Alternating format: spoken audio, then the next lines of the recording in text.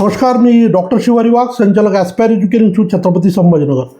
विद्यार्थी मित्रांनो, महाराष्ट्र सिटी सेलच्या वतीनं प्रोव्हिजनल मेरिट लिस्ट रात्री उशिरा जाहीर झाली. 3 प्रकारच्या लिस्ट सिटी सेलनं पब्लिश केल्या. एक रजिस्टर्ड कॅन्डिडेटची यादी, दुसरी प्रोव्हिजनल मेरिट लिस्ट आणि तिसरी रिजेक्टेड कॅन्डिडेटची यादी.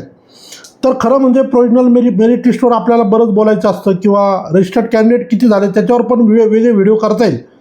पण मुख्य विषय आजचा या व्हिडिओचा आत्ताच्या इमिजिएट तो म्हणजे जवळजवळ 21 पेजेसची यादी सिटी सेलनं पब्लिश केली आणि त्या ठिकाणी जवळजवळ 972 विद्यार्थी असे आहेत की ज्यांचं रिजेक्ट लिस्टमध्ये नाव आहे.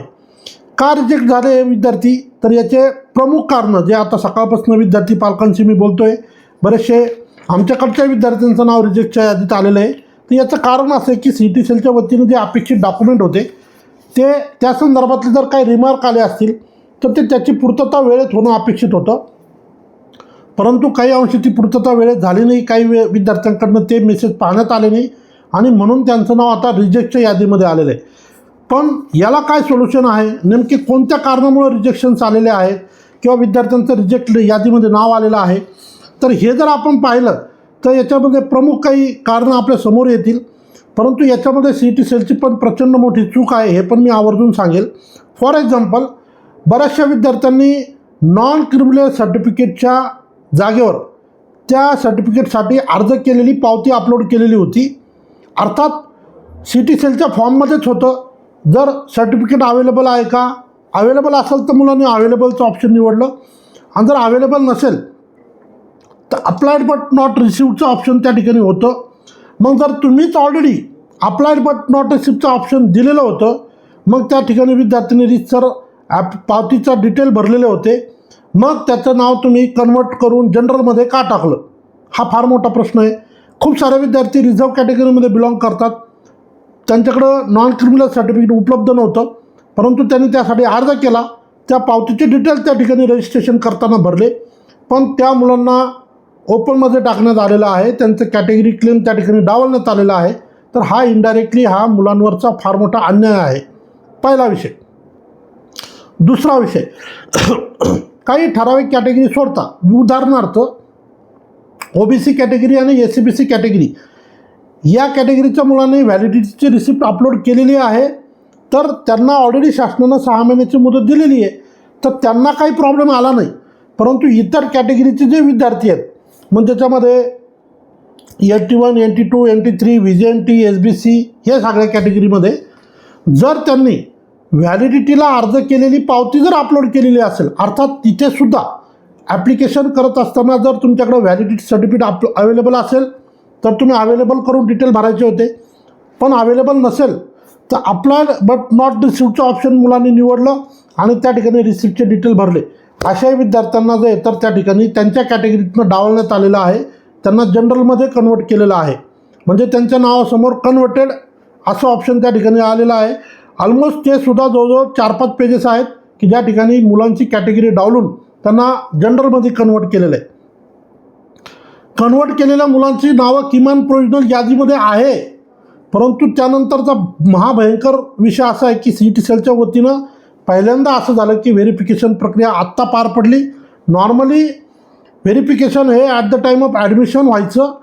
तर यामध्ये 21 पेजेसची लिस्ट सिटी सेलनं पब्लिश केली, ज्यामध्ये 972 विद्यार्थ्यांची नावं आहेत की ज्यांचे फॉर्म रिजेक्ट झालेले आहेत. मग आता याला काय पर्याय आहे? रिजेक्ट का झाले पहिले हे समजून घ्या. रिजेक्ट याच्यामुळं झाले की काही मुलांच्या नावामध्ये स्पेलिंग मिस्टेक आहेत, म्हणजे 10वीच्या मार्कशीटवर वेगळं नाव होतं, 12वीच्या मार्कशीटवर वेगळं नाव होतं, परत जे शासकीय कागदपत्र काढले त्या ठिकाणी परत वेगळं नाव होतं. मग या रिझनमुळं किंवा वेगवेगळे जे डॉक्युमेंट आपल्याला वेळेत पूर्तता त्याची करायची होती, समजा तुम्ही रिसिप्ट अपलोड केल्या पण त्या वेळेत तुम्ही त्याचं क्युरी सॉल्व नाही केली किंवा तुमचे डॉक्युमेंट अर्धवट अपलोड झालेले होते, तर अशा परिस्थितीमध्ये तुम्हाला त्या ठिकाणी आवश्यक त्या डॉक्युमेंटची पूर्तता करणं अपेक्षित होतं. परंतु बरेच मुलं ह्या सिटी सेलकडनं आलेल्या मेसेजकडे त्यांनी दुर्लक्ष केलं किंवा जेव्हा त्यांनी मेसेज पाहिला तेव्हा ऑफिशियली डॉक्युमेंट अपलोड करायचं ऑप्शन हे बंद झालेलं होतं. खूप साऱ्या विद्यार्थ्यांनी उशिरा मेसेज पाहिले, त्यामुळं त्यांना आता त्या वेळेत त्या डॉक्युमेंटची पूर्तता त्या ठिकाणी करता आली नाही. मग आता याला पर्याय काय आहे?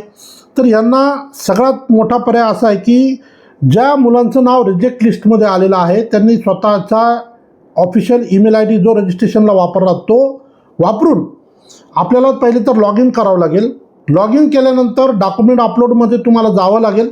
त्या ठिकाणी काही रिमार्क आहे का, काही त्रुटी आहे का हे बघावं लागेल. मेजर ज्या त्रुटी आलेल्या आहेत त्या व्हॅलिडिटी सर्टिफिकेटच्या संदर्भानं आलेल्या आहेत.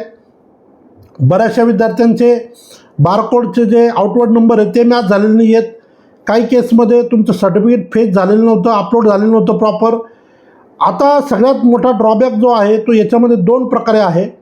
तुम्हाला जर एखाद्या डॉक्युमेंटच्या अनुपलब्धतेमुळं जर तुम्हाला रिजेक्ट लिस्टमध्ये टाकलं असेल तर ते डॉक्युमेंट अपलोड करायची सुविधा CET सेलनं त्या ठिकाणी उपलब्ध करून दिलेली नाही आहे. हा इनडायरेक्टली मुलांवर प्रचंड मोठा अन्याय आहे. नियमाप्रमाणे जर तुमच्याकडे डॉक्युमेंट उपलब्ध असेल, काही डॉक्युमेंटमध्ये स्पेलिंग मिस्टेक असू शकतील तर त्याचं शपथपत्र बनवता येतं, त्याला ॲफिडेविट करता येतं, पण तुमचं डायरेक्टली नुकसान करू शकत नाही कुणीही. आणि जर तुमचं रिजेक्ट लिस्टमध्ये नाव आलेलं असेल तर कृपया तुम्हाला त्यासाठी तात्काळ पावलं उचलावी लागेल. त्यासाठी प्रमुख काय करावं लागेल तर मी तुम्हाला 2 ईमेल आय डी CET सेलचे शेअर करतो. त्या CET सेलच्या ईमेल आय डीवर तुम्हाला तुमचं ज्या काय कारणामुळं तुमचं नाव रिजेक्ट लिस्टमध्ये आलेलं असेल तर ते तुम्हाला त्या ठिकाणी नमूद करावं लागेल. आणि तुमची जी काय अडचण आहे किंवा तुमची समस्या आहे ती तुम्हाला त्या ठिकाणी मांडावी लागेल.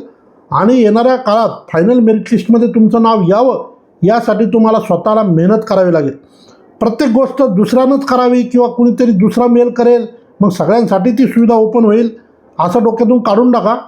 तुमचा ज्या विद्यार्थ्याचा 972 विद्यार्थी आहेत, तुमचा प्रत्येकाचा प्रॉब्लेम वेगवेगळा असू शकेल. तुम्हाला त्यासाठी लॉग इन करावं लागेल. तुमचं नेमकी क्युरी काय आहे ती बघावी लागेल. ऑफिशियली त्याची पूर्तता करावी लागेल. ही पूर्तता करताना, हे करत असताना ही करावीत तुम्ही पहिले तर, पण त्याच्यानंतर तुम्ही CET सेलला हे पण मेल करावा की आमची ही क्युरी आलेली होती आणि आता आम्ही ती रिझॉल्व केलेली आहे किंवा ती सॉल्व केलेली आहे. आमचं फायनल मेरिट लिस्टसाठी तुम्ही नाव विचारात घ्यावं. तुमचं त्या ठिकाणी CET ॲप्लिकेशन फॉर्म नंबर, तुमचा नीटचा रोल नंबर, तुमचा registered email I D, registered mobile number तुम्ही त्या ठिकाणी मेन्शन करावा. एक डॉक्युमेंट की CET सेलला तुम्ही तुमचे जे रिजेक्शन लिस्टमध्ये तुमचं नाव आल्यानंतर तुम्ही त्या क्युरीची पूर्तता केली होती आणि त्याबद्दलचा मेलसुद्धा तुम्ही CET सेलला केला होता. एक पुरावा तुमच्याकडे असला पाहिजे. तुम्ही तुमच्या क्युरीची पूर्तता केल्यानंतर पण जर तुमचं नाव रिजेक्ट लिस्टमध्ये आलं तर मग मात्र तुम्हाला जे येतं तुमच्याकडे पुरावा काय असायला पाहिजे. म्हणून तुम्ही एक मेल CET सेलला करून ठेवा. जेव्हा तुमची क्युरी आलेली आहे त्याचा फोटो तुम्ही काढा. त्यानंतर ती क्युरी सबमिट झाल्यानंतर सबमिटेडचं ग्रीन मार्क येतो त्याचा तुम्ही फोटो काढा. ते सुद्धा तुम्ही मेलला अटॅच करा की ही क्युरी होती, ही सॉल्व केली. याचा पुरावा पण तुम्ही CET सेलला मेल करू शकता. त्यासाठी 2 गोष्टी तुम्हाला मी सांगतो. एक तर तुम्हाला मी CET सेलचे 2 ईमेल आय डी देतो ज्या ठिकाणी तुम्हाला तुमचा मेल शेअर करायचा आहे, तुमची क्युरी शेअर करायची आहे. दुसरं टेक्निकल हेल्पलाईन नंबरसुद्धा तुम्हाला मी देतो. अर्थात ह्या दोन्ही गोष्टी या व्हिडिओच्या कमेंटमध्ये देतो, डिस्क्रिप्शनमध्ये देतो आणि कमेंटमध्ये पेस्ट करतो. कारण बऱ्याचदा हे ईमेल आय डी त्या डिस्क्रिप्शनमधून उचलता येत नाही. कमेंटमध्ये पिन करून ठेवतो ज्या ठिकाणून तुम्हाला हे उचलता येईल आणि CET सेलला तुमची अडचण तुम्हाला शेअर करता येईल. 972 विद्यार्थ्यांचं भवितव्य आता सद्यस्थितीत टांगणीला लागलेलं आहे. ज्या मुलांच्या नावामध्ये तफावत असेल, स्पेलिंग मिस्टेक असेल, कृपया एक ॲफिडेविट बनवा जे तुमच्या व्हॅलिडिटी सर्टिफिकेटच्या तिथं तुम्हाला अपलोड करता येईल.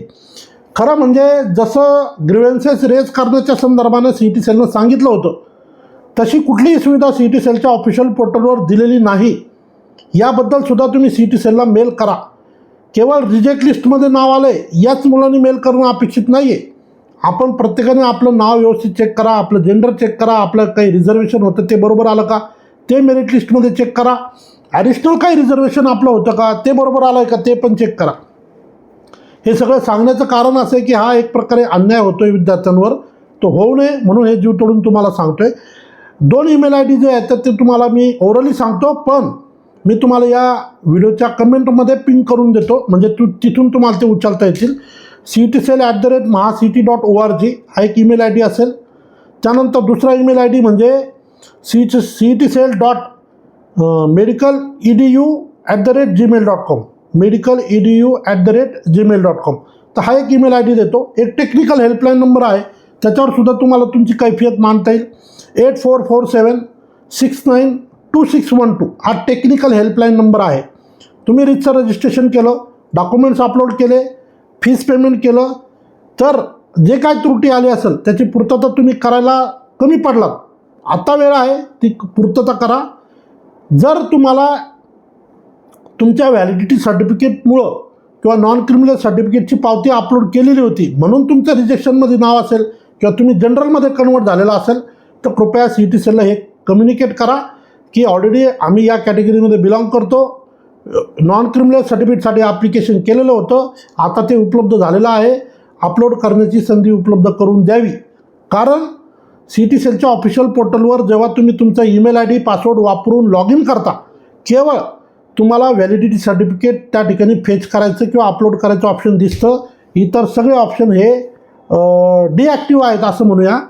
आणि जर तुम्हाला जर दुसऱ्याच एखाद्या कारणानं म्हणजे या बाकीच्या ऑप्शनमुळे जर रिजेक्ट लिस्टमध्ये टाकलं जात असेल किंवा तुम्हाला जनरलमध्ये कन्वर्ट केलं जात असेल आणि तुम्हाला एका बाजूला CTCL म्हणते की 19 आणि 20 तारखेला तुम्ही ग्रीव्हन्सेस रेज करा आणि 21ला लिस्ट पण लावणार, मग या 2 दिवसात तुम्हाला ऑप्शनच दिलेलं नाही आहे ग्रीव्हन्सेस रेज करायला. केवळ तुम्हाला फक्त लॉग इन करून तुमची कुठली त्रुटी होती का हे पाहता येतं आणि त्याच्यात व्हॅलिडिटी सर्टिफिकेट फक्त तुम्हाला अपडेट करता येतं, बाकीचे डॉक्युमेंट अपडेट करता येत नाही. मग हा एक प्रकारे अन्याय मुलांवर होतो आहे. म्हणून आपण सगळ्यांनी CTCLला तुमचा जो प्रॉब्लेम आहे, मी एवढे सगळे वेगवेगळे प्रॉब्लेम सांगितले, यापैकी तुम्हाला जो लागू असेल तो प्रॉब्लेम व्यवस्थित प्रॉपर मेन्शन करा आणि तो CTCLला कम्युनिकेट करा जेणेकरून तुमचं शैक्षणिक नुकसान होणार नाही. आणि याशिवाय एक हेल्पलाईन नंबर पण देतो आहे, त्याच्यावर सुद्धा तुम्हाला फोन करता येईल. अजून SML लिस्टबद्दल, बाकी रँकनुसार किती मुलं रजिस्टर झाले हे सगळे भरपूर विषय बोलता येतील. परंतु जे मुलं रजिस्टर झाले आणि ज्यांचं मेरिट लिस्टमध्ये नावच येत नाही आहे त्यांच्यासाठी हा विषय महत्त्वाचा वाटला म्हणून तात्काळ शेअर केला. परत थोड्या वेळानंतर दुपारच्या नंतर SML लिस्टबद्दल वगैरे बाकीचे सगळे व्हिडिओ मी शेअर करेन. तुर्तास ज्यांचं रिजेक्शन लिस्टमध्ये नाव आहे, ज्यांचं कन्वर्ट झालेलं आहे जनरलमध्ये, अशा मुलांनी तात्काळ दिलेल्या सूचना फॉलो करा. तुम्हाला तुमच्यासाठी मेहनत करायची आहे, दुसऱ्यांसाठी नाही. म्हणून मग मी मेल कसा करू इथून सुरुवात करू नका, तुम्ही डॉक्टर होणार आहेत उद्या. तर काही नाही आहे, तुमचा रजिस्टर्ड ईमेल ID येऊन तुम्हाला कंपोज मेल टाईप करायचे आहे, तिथं तुम्हाला हे 2 मेल ID मेन्शन करायचे आहेत. तत्पूर्वी तुम्ही तुमचं लॉग इन करा, तुमची क्युरी काय होती, कशामुळे तुमचा फॉर्म रिजेक्ट लिस्टमध्ये आला किंवा कन्वर्ट झाला हे तुम्हाला माहिती आहे. आता ज्यांनी नॉन क्रिमिनलची पावती अपलोड केली त्याला कन्वर्ट केलं आहे जनरलमध्ये, तुम्हाला तुमचा प्रॉब्लेम माहिती, तरी एकदा लॉग इन करून चेक करा आणि CTCLला तात्काळ कम्युनिकेट करा जेणेकरून तुमचं शैक्षणिक नुकसान होणार नाही, तुमचं पुढचं करिअरचं नुकसान होणार नाही. स्वतःसाठी स्वतःला मेहनत करायची आहे, त्यामुळे तुम्ही हे सगळं तात्काळ कराल हा विश्वास या ठिकाणी व्यक्त करतो आणि थांबतो. धन्यवाद.